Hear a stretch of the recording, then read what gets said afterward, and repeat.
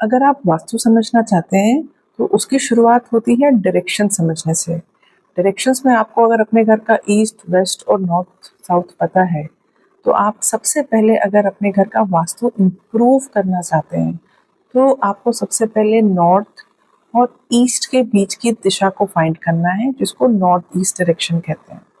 North east direction को ईशान कोण भी कहते हैं। ये कोण भगवान शिव का माना गया है वास्तु में। अब इस दिशा को आप क्लीन और ऑर्गेनाइज कैसे कर सकते हो? सबसे पहली टिप इस कॉर्नर के लिए है, इसको लाइट रखें, ब्राइट रखें और साफ रखें। साफ का मतलब ये है यहाँ पे कुछ गंदगी, मेस, पुराना सामान, कबाड़ा कभी कभी हम स्टोर हाउस बना देते हैं, वो नहीं रखना है। लाइट का मतलब है आपको यहाँ पे कोई भी भारी सामान नहीं रखना है।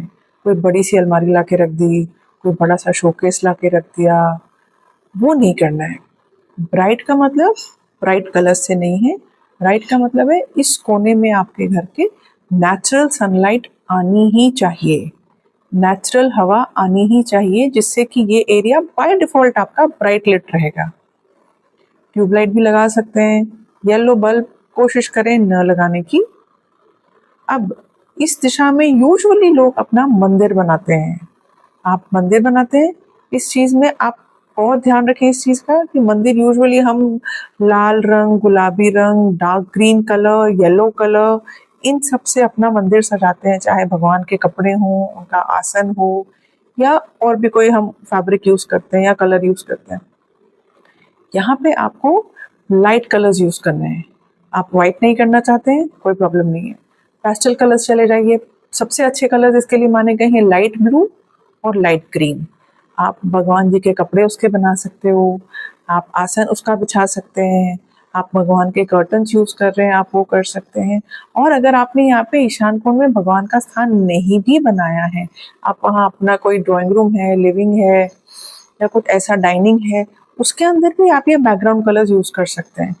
दीवारों का कलर नहीं चेंज कर सकते, कर्टन्स का तो कर सकते हैं, टेबल क्लॉथ का कर सकते हैं, सोफ़ा कवर्स का कर सकते हैं, कुछ टेबल स्टैंड्स रखें, उनके कवर्स भी इन कलर्स पे बना सकते हैं, जो लाइट हो और साफ सुथरे दिखें।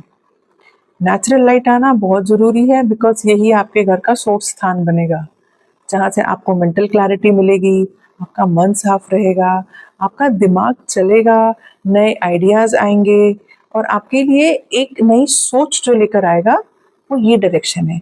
अगर आपने यहाँ पे सामान भर दिया और इसको हेवी कर दिया, बिलीव मी, आप सोच ही नहीं पाएंगे कि आपको आगे करना क्या है। आपको डायरेक्शन ही नहीं मिलेगी, चीज़ें ऑफर आपके सामने होंगे पर आप रियलाइज़ नहीं कर पाएंगे। इस डायरेक्शन को लाइट रखें, ब्राइट रखें, वाइट रखें। अब एक और चीज़, यूजुअली लोग मंदिर में अखंड दिया भी जलाते हैं। ये डायरेक्शन दिया लगाने की नहीं है।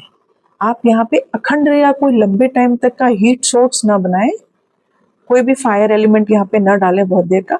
हाँ, दिया अगरबत्ती करनी है, हम एक्चुअली में छोटी सी जोत जगाते हैं जो अराउंड 2, 5, 10 मिनट, 15 मिनट में हो जाती है अपने आप में। आप वो डेफिनेटली कर सकते हैं।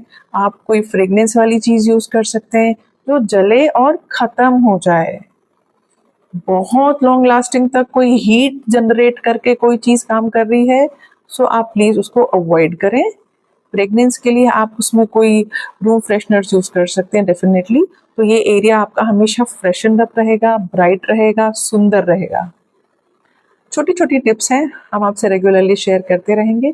Do follow us for more and keep take care of your north east direction of the house. See you again.